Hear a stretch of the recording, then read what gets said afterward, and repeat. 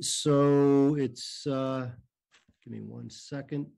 It's 1:38. We'll go ahead and get started. I guess I have something I need to read that I know is read at the beginning of each meeting. So I think we do that before roll. So let me just read that before we get started. And that is that before we begin, I want to remind the Public Safety Finance Strategic Support Committee members and members of the public to please follow our code of conduct at meetings. This includes commenting on specific agenda item only and addressing the full body. Public speakers will not engage in conversation with the mayor, the chair, council members, board members, commission, or staff. All members of the Public Safety Finance Strategic Support Committee, staff, and the public are expected to refrain from abusive language. Repeated failure to comply with the code of conduct, which will disturb, disrupt, or impede the orderly conduct of the meeting, may result in removal from the meeting. This meeting of the Public Safety, Finance, and Strategic Support Committee will now come to order. Can the clerk secretary please take a roll? Arenas? Here. Mahan? Here. Jimenez? Present. We have a quorum. Thank you. Appreciate it. Okay, our first item on the agenda is the consent calendar. It's the bi-monthly financial report. I'm not sure if anyone's interested in pulling it for consent, but if not, I'll just entertain a motion to move forward, to move it. So moved. Is there a second? Second. Chair, I believe we need to have public comment on Public this. comment. I apologize. Thank you for the reminder. We'll go to public comment before we vote. Go ahead. Blair Beekman. Beekman here. Thanks for the meeting today. I'm trying out a new headphone set and microphone because my headset microphone kind of shorted out on me this week. Sorry about that. Okay. For this item, I just wanted to quickly comment on you know, these are March, April budget items, I think, and as we've gone over the budget recently, real good luck to yourselves how we can make real clear to the public and all of ourselves what our budget practices will be like into 2023. I think by this fall, you know, we can start to have a better list of exactly how budgets and memorandums, how that whole process will be presented at council meetings. And I'm looking forward to that. I know we're at a time of war and inflation questions. Those inflation questions, I think we want to tackle at this time. I think we're ready to take it on and really address, you know, how we can curb and limit the future of inflation. Good luck how we can do that, because we used to be able to do that all the time before COVID-19 when we were pretty good at it, and it was fun to do. So it'll be good to see that coming back and talking in those good terms, how to limit inflation in the fall and for reports in 2023, about 2023 at that time in the fall. It'll be in time. And, thank you. I'll be preparing for that. And just a reminder, we can do that sort of good work coming up soon. Thank you. Thank you, Mr. Beekman. Is there anyone else from the public? Back to the committee. Okay, wonderful. Thank you. So I think there was a motion and a second, so we'll go ahead and take a roll call vote on the consent item. Arenas? Yes. Mahan? Aye. Jimenez? Yes. Thank you. Thank you. The next item is item reports to committee. Item 1, the Police Department Operation and Performance Bi-Monthly Status Report. I know we have PowerPoint presentation. We also have Lieutenant Donahue and Lieutenant Prescott. So take it away, sir. Thank you, sir. Can you see my presentation? Yes. Awesome. All right. Thank you and good afternoon. My name is Lieutenant Steve Donahue. I am the Commander of Research and Development of the San Jose Police Department. And today I'll be presenting the department's Operation and Performance Bi-Monthly Status Report. Today we will be covering, let me get this slideshow moving here. There we go. Today we'll be covering citywide crime statistics. Then I'll be presenting on other matters of interest, including the gender-based violence response and strategy work plan update, and a brief update on redistricting efforts. And then finally, Lieutenant Leo Prescott will be providing an update on Sideshow enforcement. We will begin with our citywide Part 1 UCR crime stats for the first 4 months of this year. As you can see, UCR-defined rapes are up almost 48% when comparing between 2021 and 2022. Now, you may remember this number was 68% in my last bi-monthly update. And this is, as a reminder, because small changes to small number sets result in large percentage differences. And as we move through the year, we're expecting this comparison ratio to continue to reduce. The other numbers on this table are all within normal limits. Now, I'd like to take a moment to remind you about our impending switch to the National Incident-Based Reporting System, or NIBRS. NIBRS captures data on each single crime incident, as well as on separate offenses within the same incident.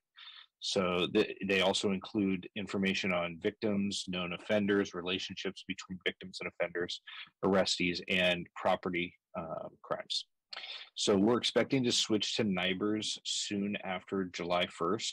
I don't know the exact date, but we will get that to you in an informational memo with additional information on what this is going to mean, but you're going to see different stats as we move forward with that switch to NIBRS.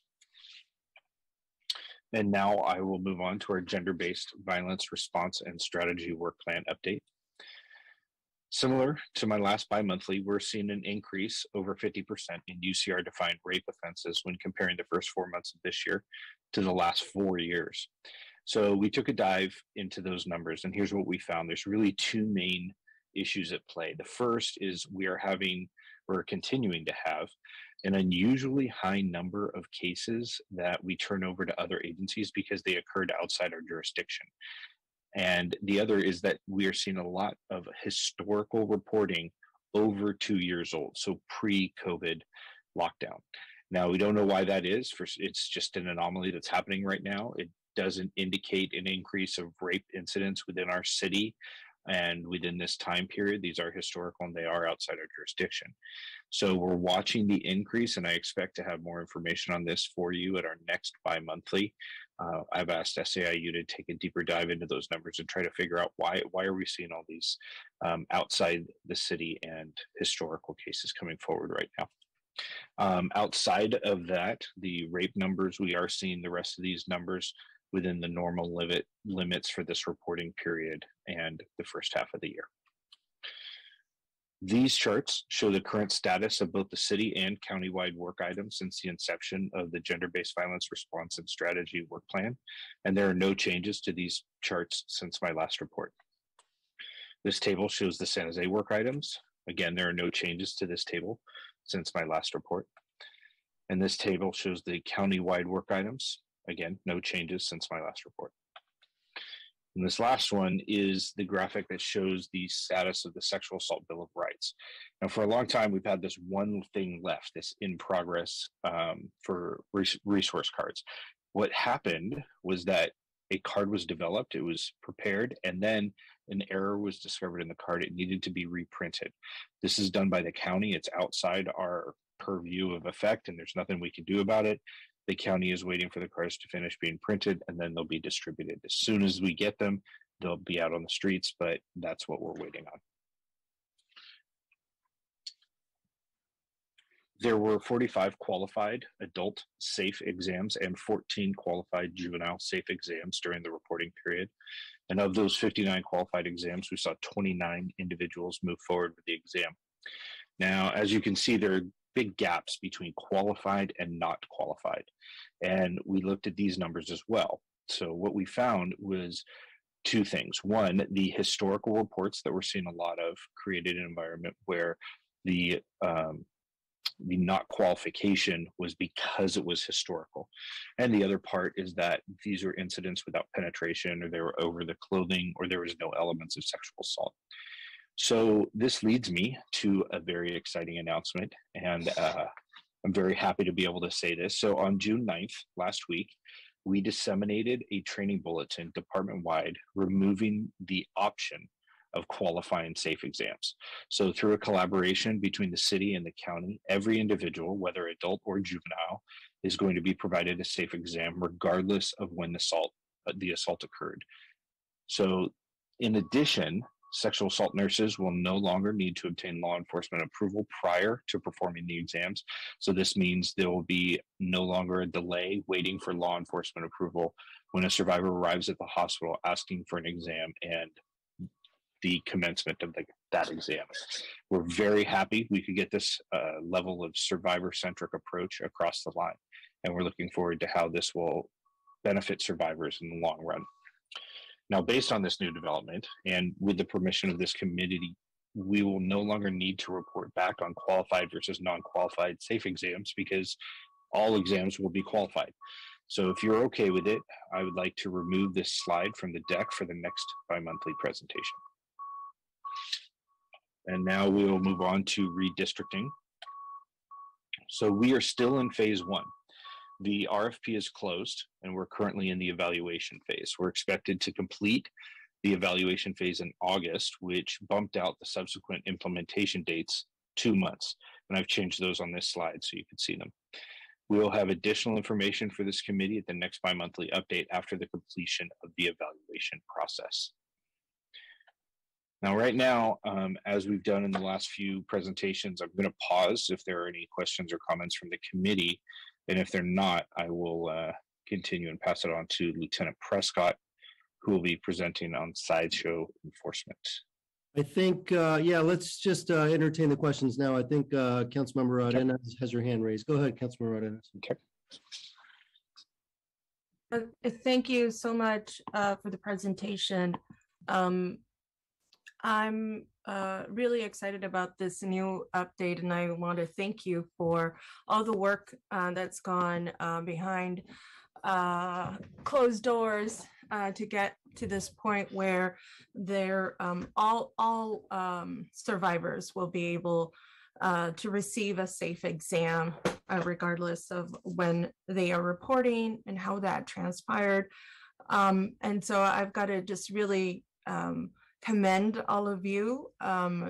Chief Mata, thank you for keeping the lines of communication open with our partners and listening to our partners and acknowledging what the needs are of our survivors. And so I really want to thank you and thank you, Lieutenant Donahue, for supporting this, as well as she's not here, but I know Lee had a lot. Also, everybody had a little bit of a role to play here. And so when policies like this change, and I forgot to really mention this on the dais on Tuesday, but this is one of the greatest, I think, accomplishments that our survivors can receive this year from us in terms of making sure that our processes work for them and not for ourselves and not for our bureaucracy. And so I've just got a really huge round of applause. Chair, I'm sorry that I'm going on about this, but I think that this is just a tremendous accomplishment on their part. This is what our group has been wanting to do for a really long time, and we're finally there. And so this is just absolutely wonderful. And there isn't a question about funding. We don't have to think about those things. We're just thinking about truly a survivor and trauma-centered approach and interaction. And so thank you so much, Lee, for working on this. I know Jennifer has worked on this as well. And I'm just absolutely over the moon with this. So thank you so much. I do have a question, and I know that you all have been very attentive and diligent about supporting the family that has had this huge loss of their parents over in the north side of San Jose. I also saw, I think, something, an intimate partner violence situation over in Campbell, even though that's outside of our jurisdiction. It's still local.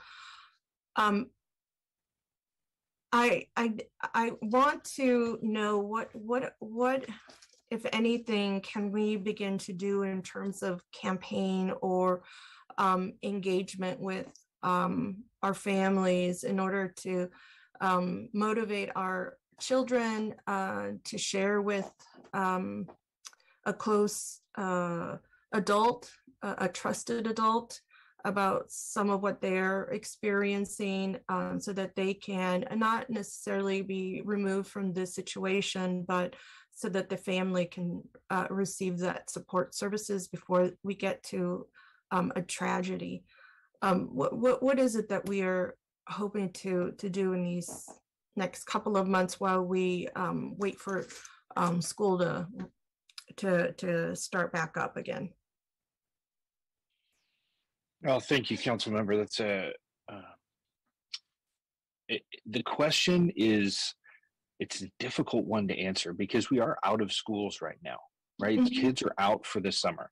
And I know our crime prevention unit spends a lot of time in the schools and works very hard to establish those lines of communication and ensure that the children and survivors of domestic violence, child abuse, and sexual assault all have the resources that they need to be able, and the comfortability to be able to report.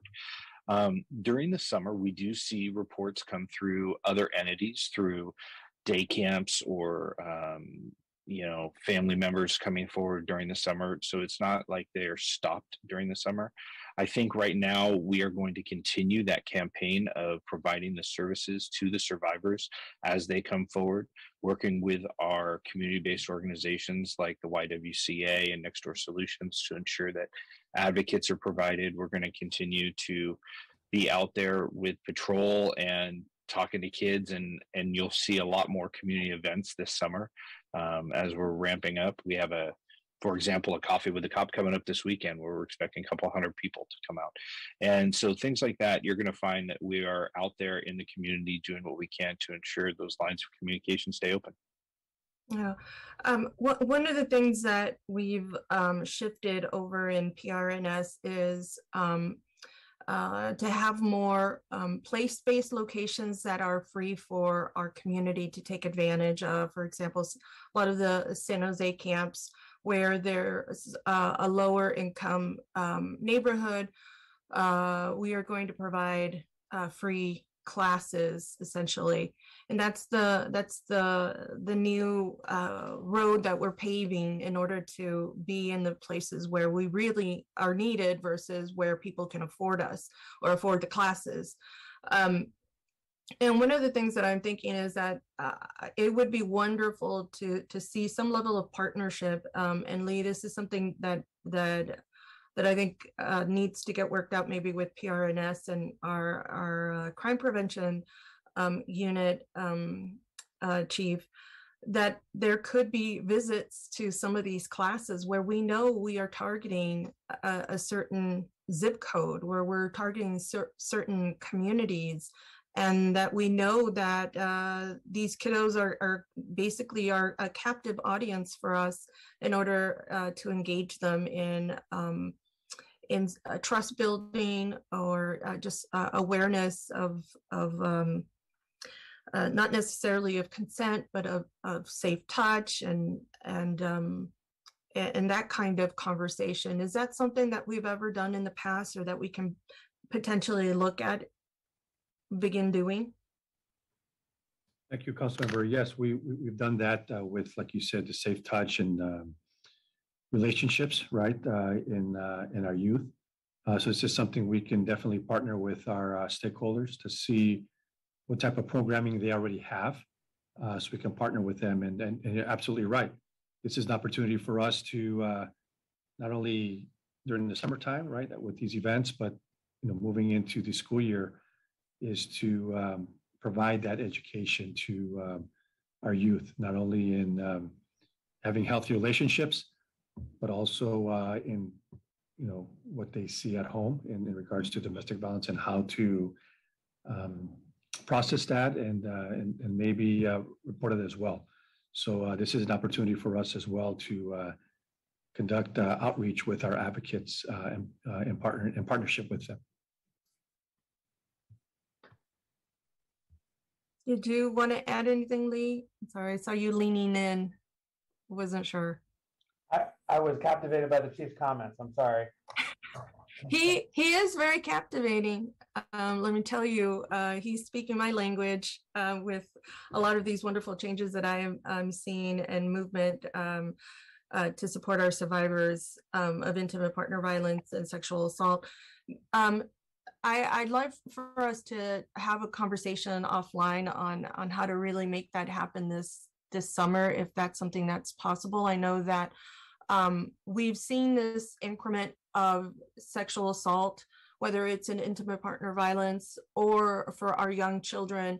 And this is an opportunity for us to be able to connect to our children in a safe and playful environment. And I really would love for us to take advantage of that and bring in our crime prevention specialists. And I'm really looking forward to when our council finally approves for certain those advocates and those analysts, because I think that there's a lot of work to be done in terms of where some of these crimes are happening and the age ranges and the overcrowding that is impacting our communities, that's creating maybe this perfect storm and opportunity for perpetrators to continue to do what they're doing. So those were some of the questions that I had. The last one that I have is about the status report, and help me understand the presentation on page 6, I think it is 6, has the UCR defined rape offenses and has a breakdown of all of them. So these are UCR defined rape offenses. Obviously, these are not sexual molestations that are transpiring mostly with our children. Where is that information?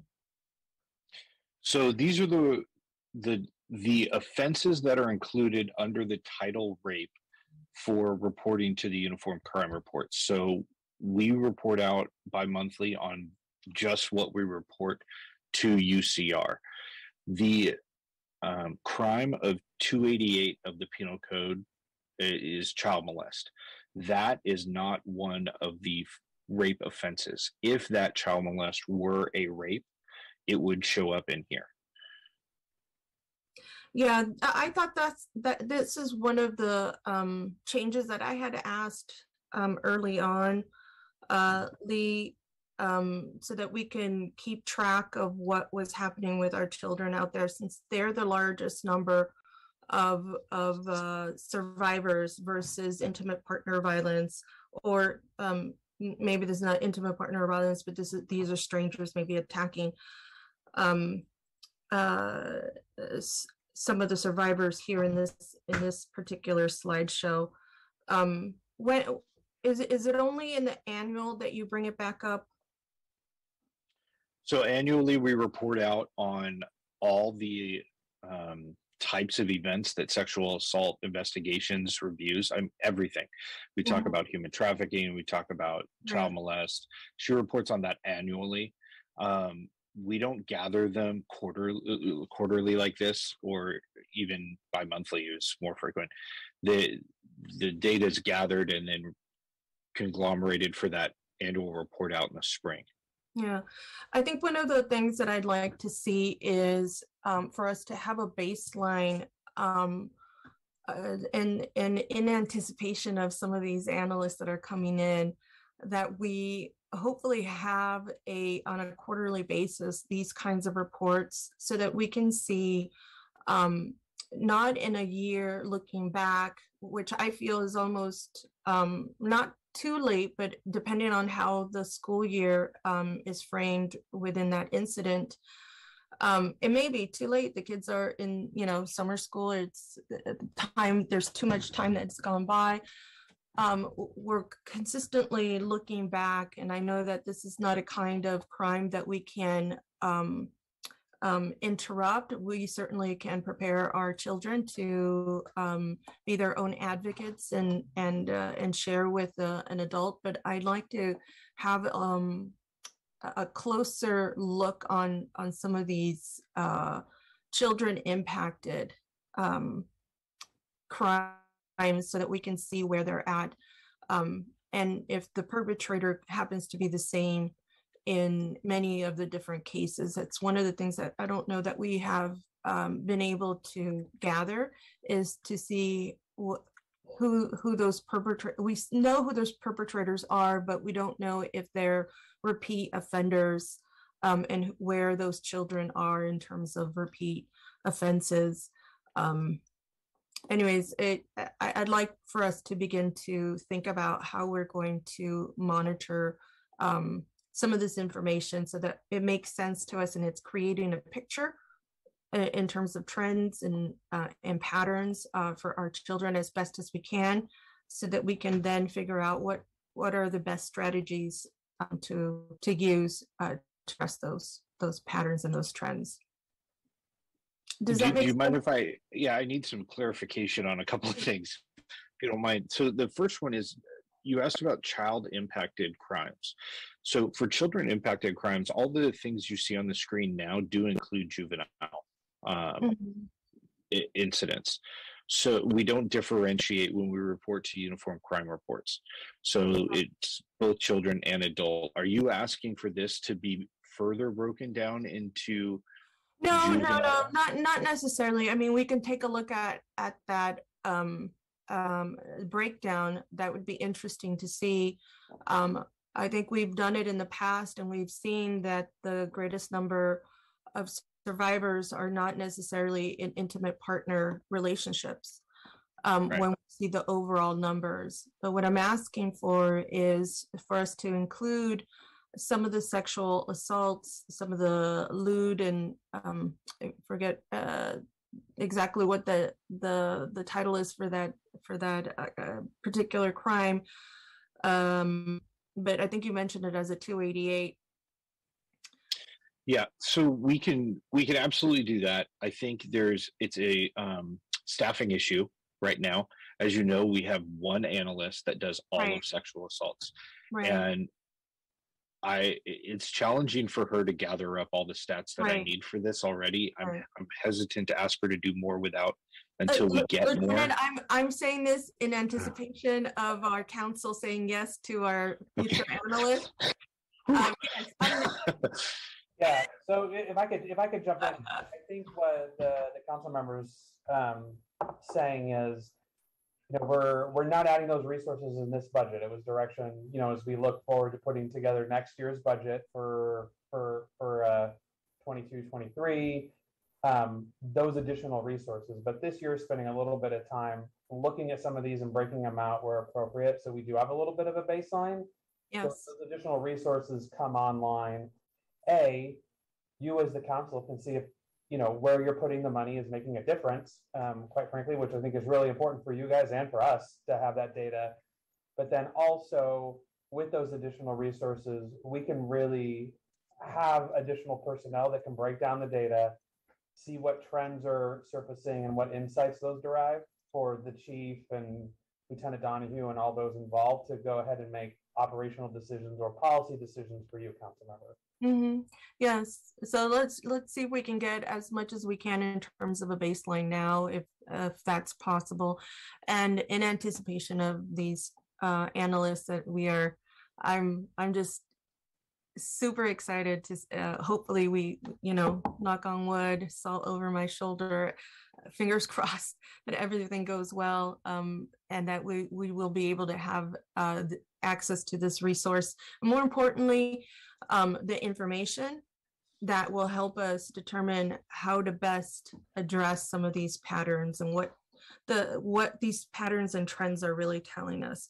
So anyways, that is in anticipation, and didn't mean to stress you out, Lieutenant Donahue, because I know that you all have been getting all of this information as best as you can with what you have in terms of resources, and I really appreciate it.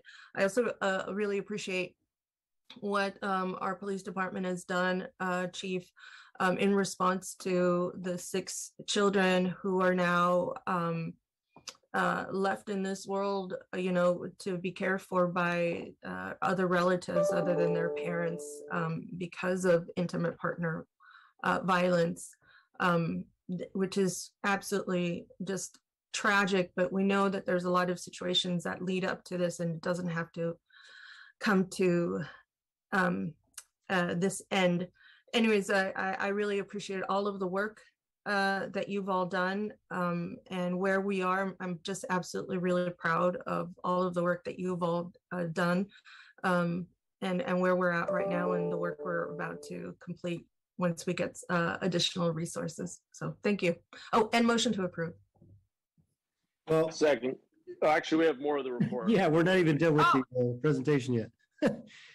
So can we put that motion on hold, and we'll go to Councilmember Mahan, because I think he had his hand raised. And just after Councilmember Mahan's comments, assuming there's no other comments, we'll move on to the second part of the presentation, and then we'll go to public comment. But after that, we can, after the second part of the presentation, we can get a motion to approve. Go ahead, Councilmember Mahan.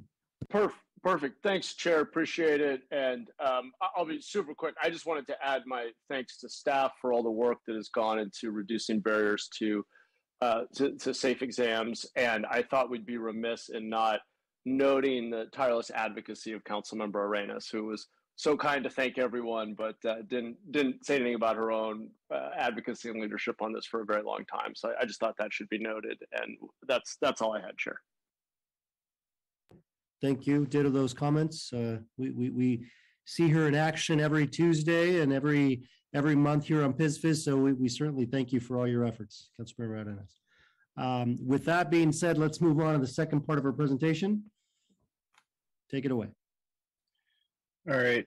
I am going to share my screen here for Lieutenant Prescott. Now, before we move on, are you guys okay with us not doing the safe exam qualified versus not qualified moving forward, right? Because they're all going to be qualified. It would be great to just see. Oh, sorry, Chair. Is that okay? No, go ahead, Councilmember Arenas.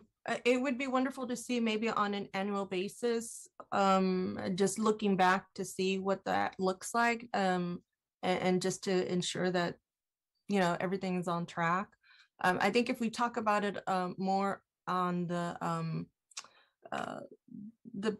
meetings that we have with the county, I think that would probably be beneficial, just so that we can iron out any kinks in the system. But I'm Okay. fine with that. Let's just keep that maybe on an annual and see how that goes. Thank you. Yeah, we'll make sure we do it in the annual presentation in the spring, and then Lieutenant Tran can talk about it with the county as they go through this process. Thank you. All right, and now I'll be introducing Lieutenant Leo Prescott, who will be providing a Sideshow enforcement update. Afternoon, council members. I'm Lieutenant Prescott. I'll be providing a brief update on Sideshow racer enforcement on behalf of Captain Trayer. Our first slide here shows a comparison of last fiscal year to this fiscal year of calls for service or complaints that we received at the police department regarding Sideshow or racer issues that are occurring. We've broken it down by month with the light blue bar graph being last fiscal year, the dark blue being this fiscal year. As you can see, each month has seen a pretty dramatic reduce in our call volume or complaints that we've received regarding sideshows and racer enforcement for every month except for the month of August, which has seen a small decrease. Last fiscal year, we received 1,922 calls for service or complaints about racer and sideshow activity. And this year, with the remainder of June still to go, we received a little bit over 950 complaints. Over the course of the fiscal year, that's a reduction of approximately half of the number of overall complaints that we've received from citizens regarding sideshow activity. You can also see the month breakdown that we have, which shows that during the summer months, typically June through October or November, we do see a pretty significant increase over those months compared to the other months for sideshow activity. Next slide, please. This slide compares last fiscal year to this fiscal year for incidents that we've seen, multiple incidents within a particular intersection, and it lists those intersections. We used keyword searches on all of our events, those keywords being either sideshow or racer or donuts, in order to come up with each of these. Compared to the last slide, which was overall calls for service or call volume that we've had, these are actual incidents that have occurred in those intersections. Obviously, you can have multiple callers complaining about one single incident or event. As we can see, a lot of these intersections are intersections that we've historically had sideshow incidents at. And it's really no surprise to us that that continues to have a high volume in those particular intersections. There are some intersections that are newer to us that haven't seen the increase in the amount of sideshow activity that's happened there, as well as the activity that has been occurring within the sideshows themselves. We've seen an increase in situations which can cause danger to the public as well as to our officers. We've had an increase in seizures of firearms from enforcement stops that are related to sideshows. We've seen growing number of people at the sideshows, industrial fireworks being used, and it's an increased danger to our officers as well, from things such as laser strikes to our helicopter and our officers on the ground, to officers being injured while attempting to conduct enforcement at these sideshows as the vehicles are attempting to flee in a hazardous manner. Sorry about that. I believe that this shows that this sideshow activity is a dangerous situation for the citizens of San Jose and for our officers. And it's not just a few kids out spinning a couple donuts and then moving on. And it's not just something along the lines of a car club or a car show. Next slide, please. So why the reduction? So 2 slides ago, we showed that there was a reduction of approximately 50% in our call volume of complaints that we received. The number one, or one of those reasons for that reduction is efforts from City Council and City Council support. And I want to thank you personally for those efforts. One of those being the enacting of various municipal codes, giving us the laws necessary to enforce, such as promoter ordinance and spectator ordinance.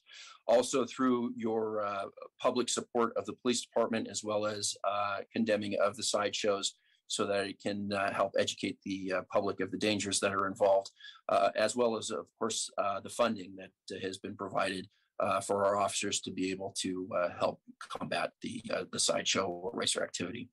Also, the City Attorney's Office and the support that we've received from the City Attorney's Office since the enactment of the promoter ordinance. The City Attorney, both with the promoter ordinance and with the spectator ordinance, but especially with the promoter ordinance, the City Attorney has done an excellent job on prosecuting these crimes.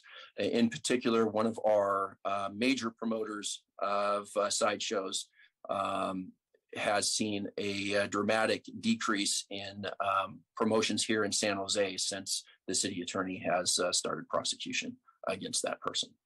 Also, the Department of Transportation has enacted or engineered several intersections to promote both pedestrian and vehicular safety, as well as making those intersections less desirable for participants of sideshows to conduct those sideshows in those heavily occurring intersections for sideshows. Our enforcement as well, we've seen a good increase in our enforcement. Initially, when the racer issue started, we would get enough officers essentially to disperse the crowd, and not a significant amount of enforcement initially was occurring. Lately, we've really changed our model on that and worked on getting as much enforcement out of these as we can in order to send a message, citations, arrests, and impounding of vehicles. We've also really amped up on our social media, and I believe that's had an effect as well. Advertising to the public over our social media accounts, those enforcement efforts that we've taken, both to educate the public on actions that we've taken as a police department, as well as being able to show the consequences to those who are involved in and spectating those sideshows. Next slide, please.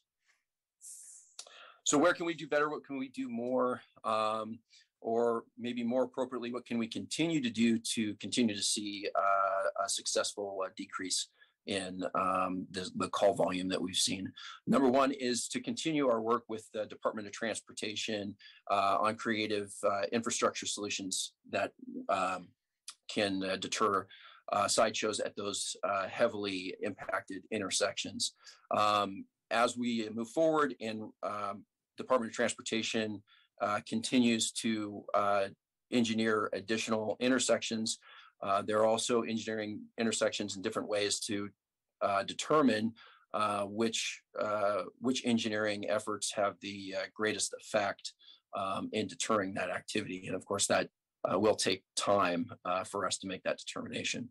Also with social media, continued efforts with our social media, maybe doubling down on our social media. An idea that we've had potentially was when we receive, when we write seizure warrants for vehicles that are involved, and we try to locate those vehicles and impound those vehicles at a later time, potentially bringing our own photo person with us, photographer with us, or videographer with us in order to take multiple photos and videos of these vehicles being impounded.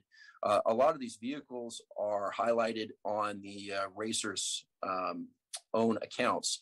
And so if on our social media, we can show that we are impounding multiple vehicles that are involved in these activities, then that might be able to also send a message. Also, where we can work better, or what we are working on right now, is a collaborative effort between the City Attorney's Office and the District Attorney's Office. Municipal codes, as you know, are prosecuted by the City Attorney's Office, and as a result, the District Attorney's Office traditionally has not had as much of an involvement with prosecution of these crimes. However, we have had meetings with all three entities, the police, DA's office, and City Attorney's Office, in order to come up with ways that we can get the District Attorney's Office involved and additional crimes that the District Attorney's Office would prosecute, that we might be able to enforce on the streets. Another way is task force style operations. As I'm sure everyone realizes, this is not a San Jose specific problem. This is a Bay Area and beyond problem, honestly. But if we could take resources and we could combine our resources with other agencies with collaborative efforts, either Bay Area wide or county-wide, in order to help this enforcement and combat this problem. Often these sideshows will either start in Santa Clara, then move to San Jose, and then maybe move till Milpitas, and then come back to San Jose.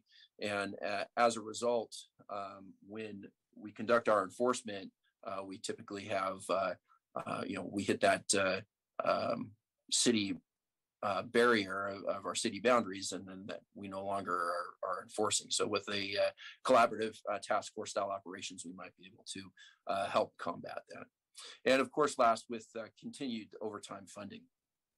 So with the funds that were provided for our racer enforcement detail, not only does that allow our officers to work additional overtime, so we have additional resources when these sideshows are occurring, but prior to the sideshows, we have specially trained officers on our racer enforcement detail who can recognize vehicles that have modifications that are illegal. And with those modifications, they make a vehicle stop, and they're able to issue a citation for a state inspection that needs to occur. And the corrections to these modifications can be very costly to the owner of the vehicle. As a result, we have seen racers post on their social media to stay out of San Jose because we are enforcing this significantly prior to the sideshows even starting. Next slide, please. And with that, that concludes my part of the presentation for our racer enforcement detail. Do we have any questions? Thank you so much, Lieutenant Prescott. I do have a few questions, but well, let me just ask them and then we'll go to the public comment. But the first question I have is, if you go back to one of your slides, I think where it showed the different breakdown of the keywords where you all were searching for the different locations, how much trouble would it be to add the districts in there? I noticed some of the streets, obviously Monterey and Branham and Snell, some of those I know off the top of my head that they're in my district as an example. but some others I don't, and I suspect no one on the council knows every single street in their respective district. Would it be a lot of trouble to do that, or how much effort does that take? For that, I'm actually going to have to defer to Lieutenant Donahue in R&D, because our analysts would be the ones to continue that breakdown, and he has more knowledge about that than I do. And given Lieutenant Donahue's comments on some other requests as it relates to data, I suppose this may fall in the same bucket. So I would just say, if at all possible, I think it'd be helpful. So do with it what you will, but I think that would be helpful for me to see, and I suspect maybe other council members to see. Sure. Councilmember Jimenez, that is not a problem. Do you want it by council district or by police district? I think about it more as council district, but whatever. I mean, if other folks have other thoughts, feel free to, take those into consideration and whenever you present this again, bring it back with a little bit more information. If it's not too much trouble, that'd be great. Yeah, that one's no problem at all. Okay, cool. The other question I had is related to the deployment of the overtime resources. And so what I'm wondering is, I think there was a previous slide that showed that there's an uptick of some of this behavior during certain months and such.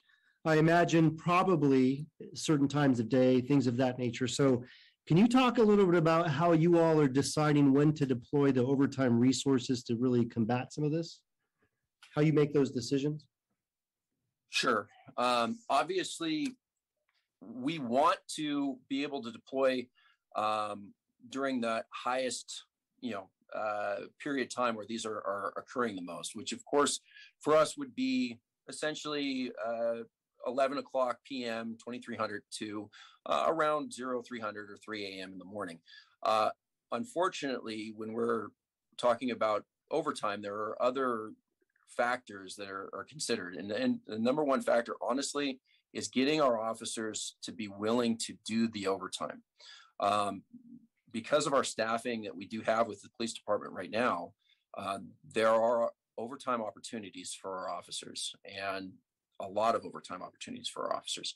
And this is just discretionary overtime for them. This is not something that we can order them to do this type of overtime. So they're doing it on a voluntary basis. And as a result, if we create a model where we're only allowing for those particular hours, honestly, because of when our actual shifts fall, it's very unlikely that we would get officers that would do that overtime. We do offer it. Don't get me wrong. We offer it. We don't get officers that volunteer for those particular hours. So we have opened that up, realizing that even prior to, if we can get enforcement to occur from 6 p.m. to 10 p.m. prior to when we normally see the sideshow start, if we can still have those officers out there issuing those citations for the inspections on the type of vehicle that would likely be involved in a sideshow, then that can have an impact as well.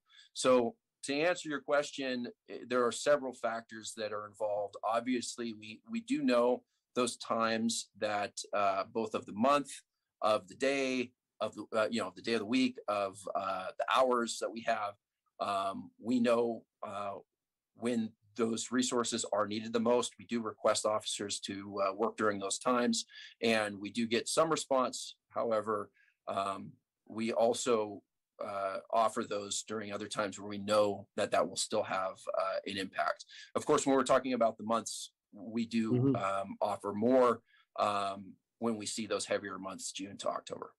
Okay. All right. Okay. All right. I mean, I can ask a lot of other questions related to that, but I'll leave it at that. I guess one of my biggest concerns, and the main reason I ask, is I'm wondering if sometimes the deployment is not sort of matching when the need is highest, right? And to your point, sure. I don't think, trying to get folks to volunteer for those times, right? Working at 3 a.m. probably isn't the most appealing time for someone to come and work overtime, which I understand, right? But, and I appreciate you stating that having them work, say, 6 to 10 still has an impact in that they're still citing folks for some of those modifications, right? That then feed into some of the behavior later. So I see that there's value there. I just worry that we're I guess I don't want to get to a point where we're funding overtime just to fund it and it's not being impactful, right? And so, and I understand in your perspective, I think it seems that way, which is a good thing. And so that's really where my question came from, is just thinking about, and you all are doing the thinking, so I appreciate it. The other question I had is around the task force. I know, for example, we have I think it's referred to as RADIF, the Regional Auto Theft Task Force and such. Where is that currently? Because it seems to me to be a logical approach to this, right? Given that it's happening regionally in the county and things of that nature. So the two questions I have is, what are we currently doing as it relates to task force on this particular issue? And if it's not up and running, I'm curious as to what it takes to get a task force related specifically to this type of issue up and running. Yeah. So overall, it does take time to be able to initiate a task force, because we're talking about multiple agencies, we're talking about multiple cities, and being able to get those resources, agreements on what resources each city would be willing to give, as well as within our own city, with the limited resources that we also have within our own, within the police department, being able to come up with those resources. So where exactly we are on that, I mean, there's discussion with the other agencies, but beyond that, I'm not really sure where we are on exactly being able to begin and when that might begin having a task force. And Chief, thank you for unmuting, because I was hoping that you would. Yes, no, I'll chime in. I know a task force was discussed almost 2 years ago amongst the Santa Clara County chiefs. And as Lieutenant Prescott had mentioned, when we form a task force, or when a task force is formed, there has to be some type of funding. In the case of a RADIF, there's state monies, right, that which is the Regional Auto Theft Task Force. They're the ones that just focus on vehicle theft.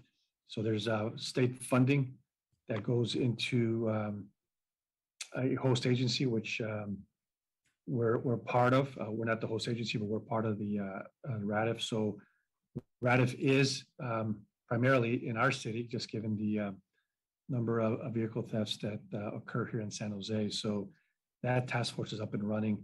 They don't focus on any sideshows. However, if the county chiefs decide that they want to form a task force, we have to discuss where that funding will come from, and then again put together agreements and the like for that. One thing I just want to add is that when we know, and that was one of the slides that was discussed, was that we need to do a better job in social media as to identifying these events and their locations.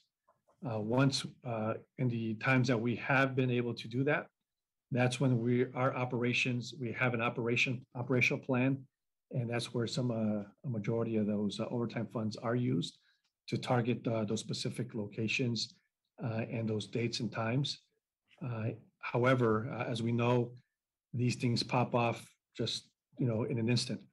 Through social media, where they just text each other, and then next thing you know, there's 200 cars or up to 300 here in San Jose. So when those things occur, we do have, and like Lieutenant Prescott mentioned, during those times we have an overlap between swings and mids. So we're able to hold over some officers to deal with those situations when they occur at the last minute, so to speak. But similar to 2 weeks ago, we had 2 homicides, and then we had 200 or 300 cars here in San Jose as well. So when those things happen, we're taxed with our resources. Mm-hmm. Okay, Chief, I imagine that you're obviously part of the group of chiefs here in Santa Clara County, and so do you believe there to be an appetite for forming a task force around sideshows? Assuming we had the money. Yeah, you know what, during the 2 years, like I said, they spoke with it prior to my becoming chief. I know that there was some discussions. They haven't discussed it since. They know we know that we all help each other out, and that's been working. Where we call Milpitas or other agencies, the SO, they'll come and help when we ask for help, or when they ask us for help. If we have any officers or resources, we help out as well. I think it's working, but I guess the goal is to get them out of our cities and county, and then to go to the other cities and counties in the Bay Area. Okay, all right.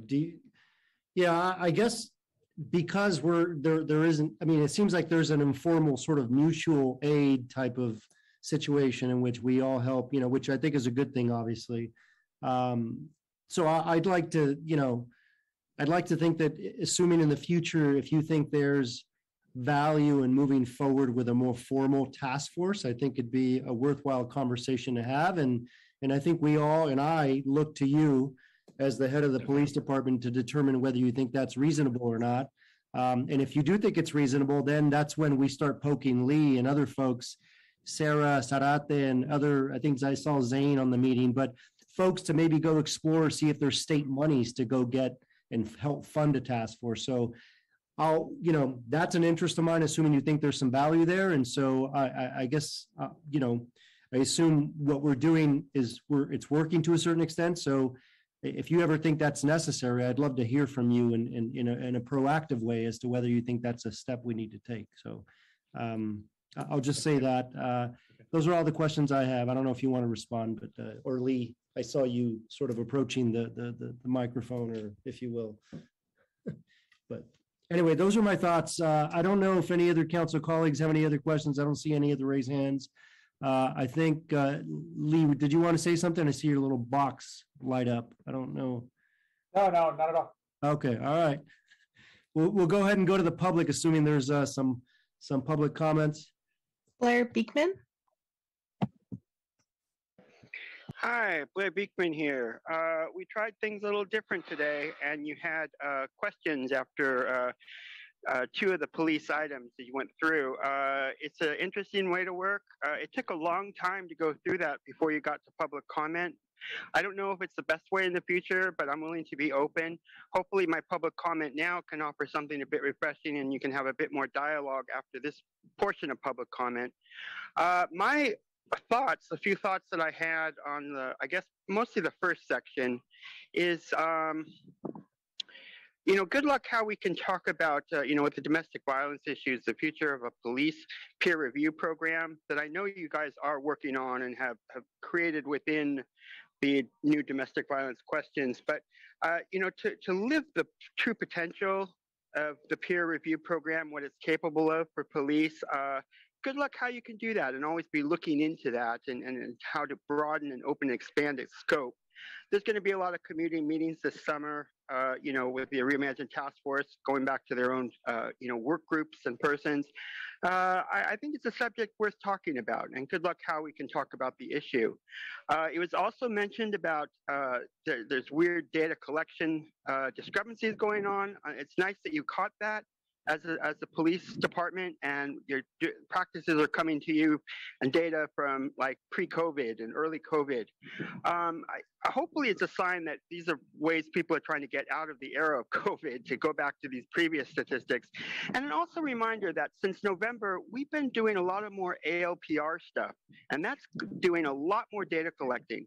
I'm always questioning that concept. I don't think that's what I fear about ALPRs. They're going to collect so much super data on us that we're going to be, way over the top with data.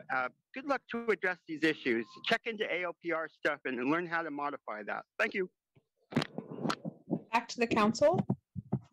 Thank you, Mr. Beekman, and I appreciate you pointing out that we did things a little differently today. As you know, it's typically Councilmember Peralez that chairs the meeting, so I apologize if it was a little disjointed or a little different today. But with that being said, I think we'll move forward and entertain a motion to accept this report on the police department operations and performance bi-monthly status report.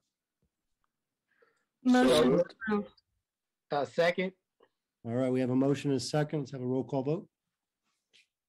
Arenas, Yes. Jones, Aye. Mahan, Aye. Jimenez. Aye. Thank you. Okay, the next item on the agenda is item number 2, the gun harm reduction ordinance update. So we have a PowerPoint presentation. We have Peter Hamilton, Sarah Zarate, and Steve, Lieutenant Donahue, who's going to continue to join us. So take it away, guys. Thank you. Thank you, Council Member. Good afternoon, committee members. My name is Sarah Zarate. I'm the Director of the Office of Administration, Policy, and Intergovernmental Relations. I'm joined by Peter Hamilton, Assistant to the City Manager, and also my co-lead guiding the implementation of this ordinance. We're here to provide you with an update on ordinance implementation, which continues to have uncertainty due to 3 lawsuits filed in U.S. District Court. Attached to the memo are key work plan activities, and the memo analysis also included responses to Councilmember Peralez's questions related to implementation. And now I'll turn it over to Peter to provide a brief presentation. Thank you, Sarah. So we'll start out with a very brief recap of the ordinance requirements. There are 2 requirements that are established in the ordinance for residents in San Jose who own guns. The first is an insurance requirement. So gun owners in San Jose must maintain homeowners, renters, or gun liability insurance policy that covers losses or damages resulting from any accidental use of their firearm, including death, injury, or property damage. Residents in San Jose would comply with this requirement by through self-attestation. So the city would provide a self-attestation form that gun owners would fill out and list their policy number and their insurance provider, and then keep that form along with their guns. And that if they did that, they would be in compliance with the ordinance. If a police officer discovers someone in possession of a gun who does not have that form, then the police department would issue an administrative citation, which comes along with a fine that the violator would have to pay. So the second requirement is gun owners in San Jose must pay a gun harm reduction fee, and they would pay it to a nonprofit organization designated by the city. The fee is set in the fees and charges report for 2022-2023 at the amount of $25, and that's consistent with council direction. The nonprofit who receives the fee would be able to spend it to provide services to gun harm reduction services to gun owners, members of their household, or individuals with whom they have a close familial or intimate relationship. So now we'll move on to our work plan to implement these 2 ordinance requirements. This is a contextual slide that shows us when the ordinance will come into effect. So the council passed the ordinance on the January 25th. There's a second reading on February 8th. And the ordinance is set to come into effect 180 days after that second reading, which is August 8th. However, the ordinance provides that the city manager can set the date at which the insurance requirement and the fee requirement would come into effect through promulgating regulations. So the city manager can issue regulations that set this after August 8th, set the date on which those 2 requirements come into effect. And as Sarah mentioned, where the city is being sued over this ordinance, and that litigation has caused some uncertainty as to the implementation timeline. So our plan, and we specifically that uncertainty may not be resolved by August 8th. The attorney's office, in consultation with the attorney's office, we think there may be some more clarity as to the legal situation in late summer or early fall.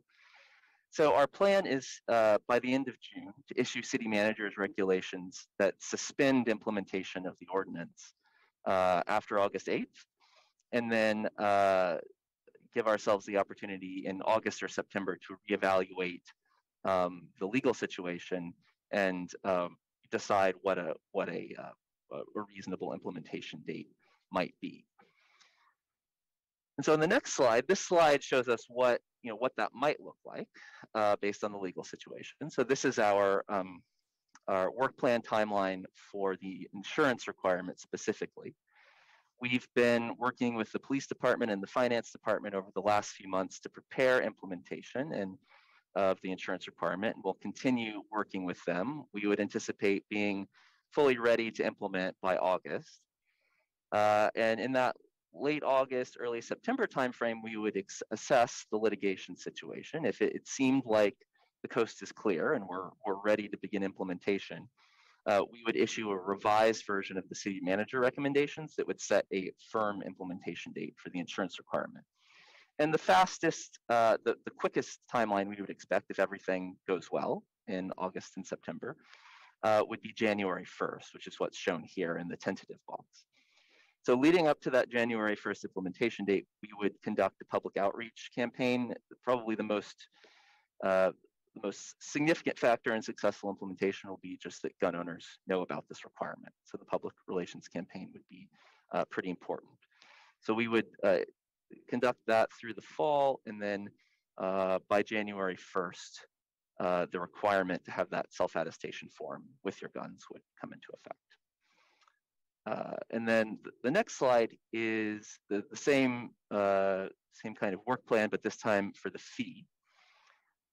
This one is a little bit different in that we have direction from the City Council not to implement the fee at all until the litigation is complete. So we're not getting in, it's hard to speculate as to when that might be. So we don't know when the implementation date would be for this one, but it will be suspended through our city, the requirement to pay it would be suspended until that becomes more clear.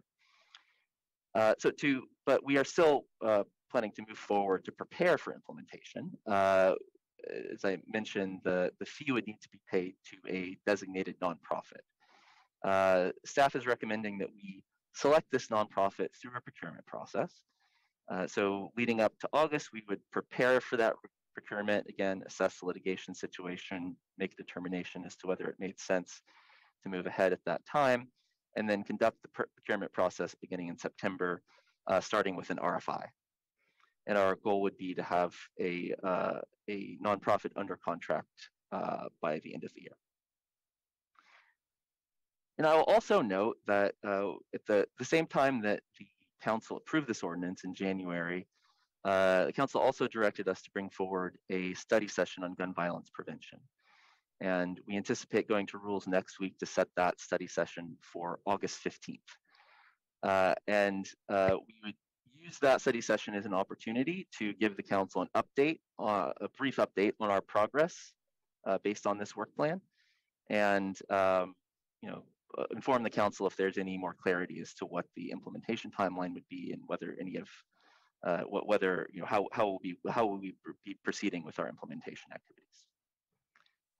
And with that, that concludes the presentation, and we're here for questions. Thank you. I think to honor Mr. Beekman's comment, let's go to public comment first, and then we'll come back to the council. Blair Beekman. Hi, thank you. Blair Beekman here. Thanks a lot for this item. I guess, with it's kind of a gun explosion of young kids in the past month or so. Good luck how we can address that as a whole community process. I think we really have to settle down to the idea that, young kids can't feel that by using a gun, a machine gun, and blowing up a place, that's how you create and resolve problems in our future. It's an age-old issue. I think each generation goes through that. We have to learn how to talk each other down from that sort of space and really learn to practice. Communication just can accomplish a lot. And young kids need to learn that. And we need to learn new skills how to teach that. Good luck in those efforts. I think, after the shooting at BTA last year, San Jose and the BTA, they did tremendous efforts to really go about and creating a really important way to address the future of gun issues. And they're addressing it in terms of mental health. And, domestic violence, how to address those sort of issues. I think they took a great approach. They've been working on it, for the past year, so nothing should be too surprising in what they came up with. And I hope, all the energy that's going to suing and going to court right now over it, I hope that energy can be better spent just making sure there's good bureaucratic practices for the future of this gun fee program that I think can involve the whole community, more of the communities in getting involved and asking how can we be a part of this process in the future of gun legislation for a city. And that's interesting. And I think that under city government leadership, good things can develop in doing that. So good luck in just a public process towards the future of less gun harm in California, in this city. I think those sort of ideas go way beyond what Texas is doing easily. And we should be proud of what we're doing here. Thank you. Thank you, sir. Giovanni. Hi, I'm Giovanni. Thank you for your time. I'm a Black and Brown representative of East San Jose, and it offends people in my community that are law-abiding citizens that strive for equality and to be able to live the American dream just as equally as the rest of the states when we get treated like guinea pigs by infringing new laws to practice on us. It is unconstitutional and simply unfair to my law-abiding pro-Second Amendment Black and Brown people. On a positive note, I think we need more police officers in our streets to keep our families safe, and hopefully they can engage with the youth and the community and in a positive fashion, as I've seen in my neighborhood right in front of my eyes. And I think promoting, mental health, education, just like, to take care of mental health people is a good idea as well. And can I just add to also, we have to keep holding the DA accountable for making sure these criminals, including petty theft offenders, are charged accordingly so they can think twice about repeating these crimes. I just think it all goes hand in hand, but that's all I have. Just thank you guys for the time. Appreciate it. Back to the committee. Okay, let's go to Vice Mayor Jones, who has some comments or questions. Thank you, Vice Chair. And actually, I don't have any questions because I thought the presentation was very well done. And I'm on the record on how I feel about these gun harm reduction efforts. I feel like, we should go further and be more aggressive, but I understand the limitations that we have. And just one quick question, and that is on the insurance requirement.